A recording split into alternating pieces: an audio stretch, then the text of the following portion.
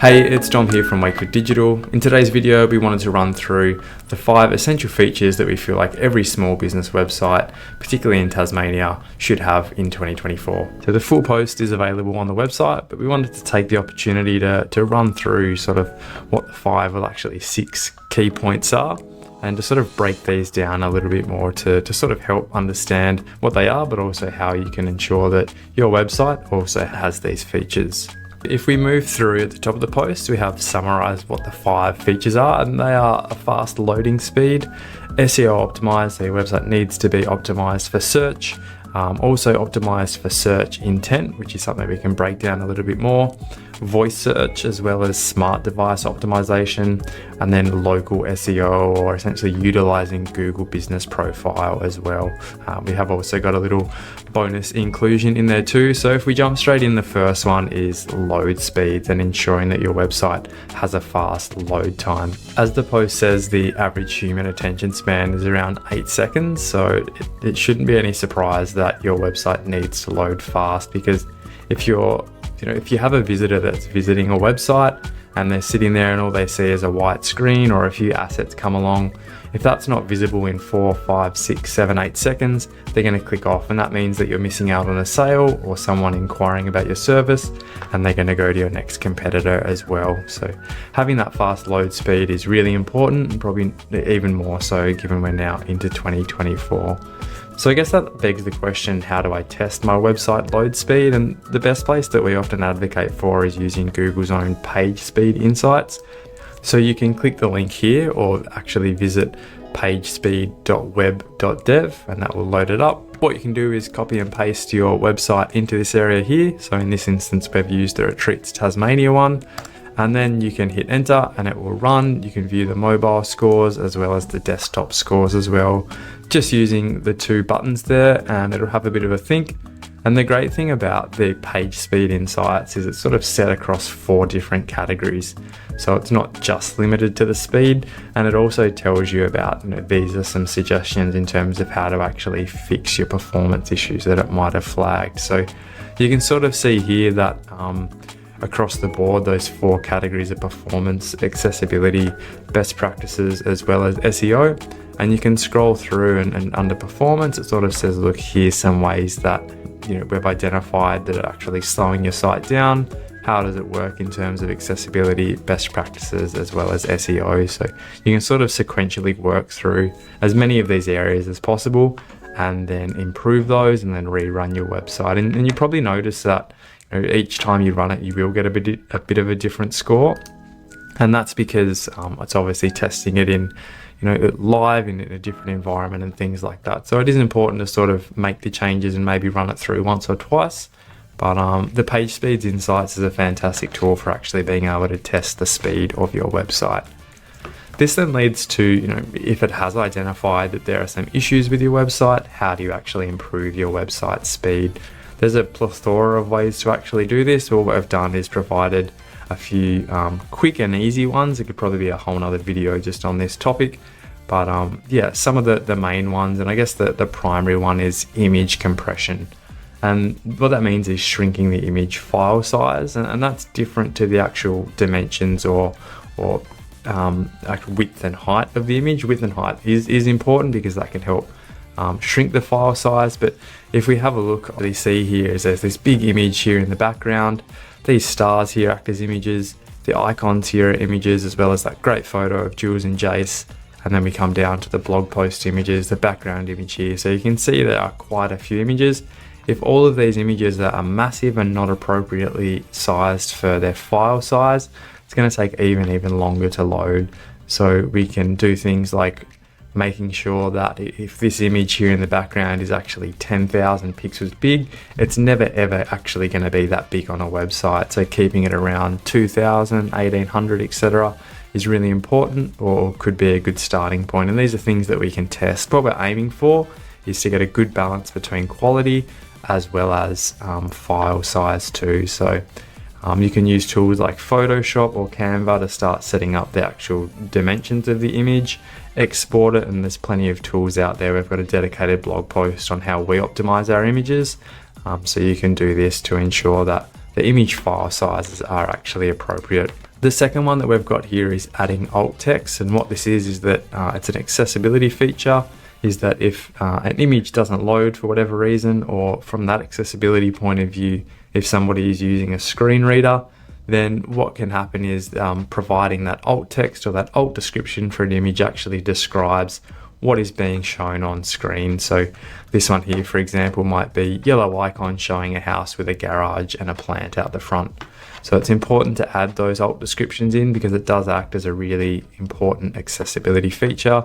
And again, also just helps if an image, if the page doesn't actually load the image properly.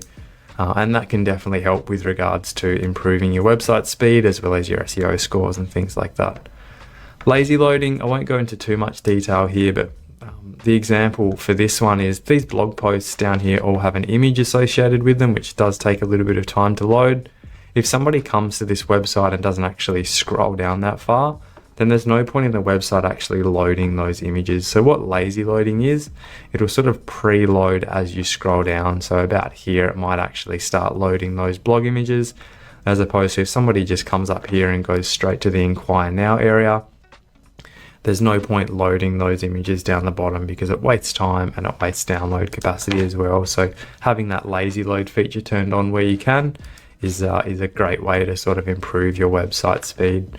We sort of touched on this one before, but there are some formats out there, such as one called WebP, where instead of using a traditional JPEG or PNG format, again, using Photoshop or online converters, you can actually export images in a really web-friendly format that still keeps the dimensions as big as they need to be, but also reduces that file size too. So, and sort of as per the post here, it's important to remember that a fast website, isn't just good for search engines, but also good for that user experience as well. So search engines is the next sort of topic, or search engine optimization, or you probably heard of it as SEO, is the sort of next step that we feel every website in 2024 should definitely have.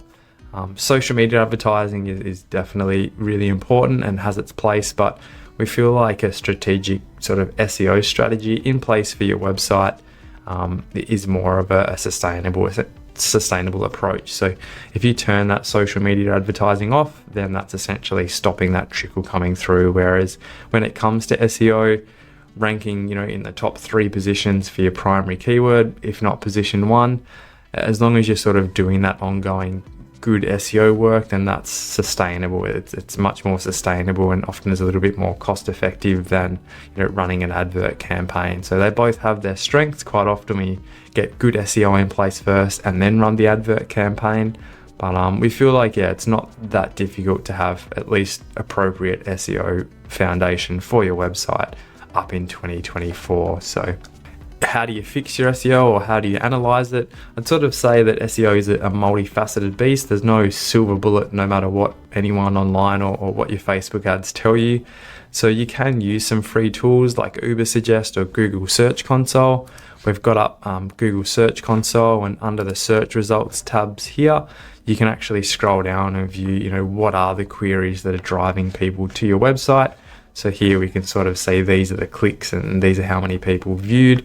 And these are the actual keywords that came up, as well as what pages. So you should definitely have Google Search Console set up for your website. And if you don't have that already, then please feel free to reach out and we can take a look and help get that set up. There are many benefits of utilizing Google Search Console, or much the same as the page speed insights. You can punch your website into a tool like Ubersuggest, like Ahrefs, like SEMrush. They're free tools, and that'll sort of help tell you what your current state of play is with regards to your website, as well as how to improve it too. So again, as I mentioned, SEO is multifaceted. There's no really one thing that you can do and jump in. It is an ongoing process, but there are some really simple top level things that you can do to help improve your SEO, and in turn get more visitors to your website through organic search.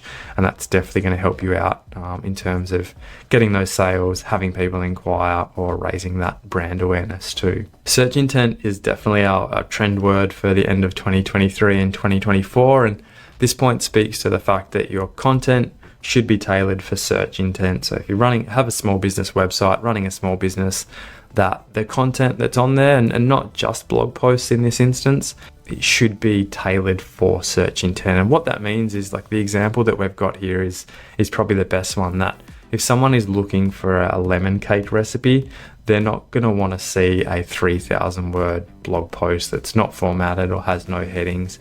There's a time and a place for that, a scholarly article or something, but looking for a lemon cake recipe, it needs to have ingredients, it needs to have methods, it needs to have tips, probably needs to have a video as well. So that is very different to this blog post, which is the 5 essential tips, and they're broken down into those 5 ones and complemented by a video. So matching up the format of your content with what the search intent is really important in 2024. And you can see here, if someone's searching for Apple Vision Pro, how to buy, again, they're not going to want to read that massive essay. They're going to want to see shopping results. And what we can also see here is that search engines like Google prioritize that search intent too. So they know this is what the person is searching, therefore we're going to show those shopping items first, as opposed to a lengthy review on the Vision Pro as one example. So your content needs to attract visitors, but it also needs to, even more so in 2024, directly address their specific needs and their goals and their questions too. And we've got listed here some examples of intent: informational intent, navigational, transactional, such as how to buy the Vision Pro, as well as that commercial investigation too. So, you know, what are the top web design business in Hobart? Someone wants to actually find out who are the top rated ones and why they're the top rated ones too. And that longer form sort of question leads in really well to our 4th point, which is ensuring in 2024 that your website is optimized for voice search and smart devices. We're often picking up the phone now, and instead of sitting there and typing things out, say a quick "Hey Siri" or "Hey Google," and using it that way to begin your search or to perform that search. So making sure that the content on your website is optimized for voice search is really important. The question's probably, how do we do that? I think the main way that we're sort of starting to adapt with regards to this is using more question-based language or natural language. So for example, someone's more likely to say, what's the best bakery for birthday cakes in Hobart, as opposed to just jumping on and saying Bakery Hobart. So when we actually structure our information, the headings or a frequently asked questions area can actually explicitly state these are the best bakeries for birthday cakes in Hobart. And the FAQs, we feel like, is a really good opportunity to do that, whether it's on the individual FAQ page or whether it's on an actual service page down the bottom. So actually incorporating that natural language, or thinking about what would people say to search for, and then we want my website to come up as the result. Structuring your content in that way is important. And again, this is not just specific to blog posts. It can also be with regards to the service pages, as well as, you know, even down to the home page as well. So optimizing your voice search, you know, with the emergence of that, and things are continuing to grow. The benefits of doing this mean that more and more people are going to be visiting your website, and that improves your local SEO efforts, which are our, you know, position, or our number 5 sort of tip that your website should have in 2024. And that's essentially optimized for local search, as well as utilizing your Google business profile. There are plenty of search engines out there, but no surprise that Google is the be all and end all, and the one that most people use, at least here in Australia. So having that Google business profile presence is super important. What is Google business profile, or what is local SEO? First of all, it's I guess, as we've sort of broken down already, it's ranking your website more for that local search, and in particular, it's using the near me feature. So trout fishing spots near me. A lot more people are searching for that, you know, near me sort of thing, whether it is cakes or fishing locations. So it's ensuring that your website is optimized for that. And the Google business profile is a way that we feel can really start to tap into that. And the only reason we sort of harp on about Google business profile in opposition to, I guess, the social media side of things, social media like Facebook and Instagram have their place, but you know, when it comes specifically to your website and ranking for local search, this is where Google business profile is a bit of a sleeper for us. The best example we can give is if I jump across to a private window and I've just done a search for Mobile Vet Hobart. what you'll notice is we've got sort of two different things going on here. So we have the organic SEO results, and Creature Calls, one of our clients, is here in position 1, and he's ranking for that keyword, which is great. But quite often what we have is some adverts that sit up in this area, and then often this business or the local pack is something that appears at the top. And what you can see here is that search engines like Google are getting more and more focused on where you're searching from and what are the best results for that. So there's no point showing me a mobile vet in Launceston if it knows that I'm searching based in Hobart, and that's why I've sort of done the private searches, because it strips back some of that location based nature. But what we can see here is there is this local pack, and although Creature Calls in theory has the better SEO result, it actually appears in position 2 here, which it's not a position based thing. It's not like one is better than the other, but what it's trying to do is tailor the results based on location and returning the best outcome or the best business for the searcher based on a range of different requirements. Again, a whole nother video could be done on Google business profiles, but I guess the first point is to say if you don't have this Google business profile, you're not going to appear in this area here. So really important to set that up and make sure that it's optimized, and by that it means setting your services correctly as well as setting your service areas correctly, because if you're not set up to target your service area, you're not going to appear when somebody searches nearby. So having that Google business profile is really important, and you can do that simply just by searching Google business profile, logging in, and then setting it up that way as well. So, and this is sort of how it appears once you are logged in and an admin of the page, and you can do things like adding posts and getting reviews and things like that. And that's probably the other important aspect of the Google business profile, is that obviously Google's going to probably show a business that has more reviews over one that has less. So if someone has 500 reviews versus 1 and the search matches up more directly, then they're obviously going to prioritize that. So in this instance, North Hobart Vet, yes, it does have more reviews, but we're searching for mobile vet, which is that. Whereas if I do a search just for normal vet Hobart, you can see here that now Creature Calls is not applicable because it's dropped off completely, but North Hobart Vet is there, and it's more likely showing this Hobart Animal Hospital because it is just closer to that search, or more specifically it's sitting more generally in Hobart, which is, as you can see here, it's giving that clue as to where it's deriving that search from. But there's normally only 3 of these shown, so again, just highlighting the importance of the Google business profile there as well. Our very last point, and the honorable mention, is mobile optimization. Absolute no-brainer that your site needs to be mobile optimized in 2024. Google will openly penalize you if you don't have your website mobile and tablet optimized. There used to be a dedicated testing tool, but I think even Google are saying if this isn't a thing already, then what are you doing? So yeah, there are plenty of free tools out there, or ways that you can check if your website is mobile responsive. Otherwise, jump on your phone and type in your address. And if it's not, feel free to reach out to us. We do website redevelopments for those that might be outdated or that aren't mobile responsive. So yeah, that's an absolute no-brainer. So just to sort of recap everything, there's plenty of essential things that a website should have, but we sort of feel like those 5 are the key ones, and ones that are also really achievable. So optimizing the images on your website to improve your speed is something that can be done in an hour, if not quicker, and that can have almost an immediate impact.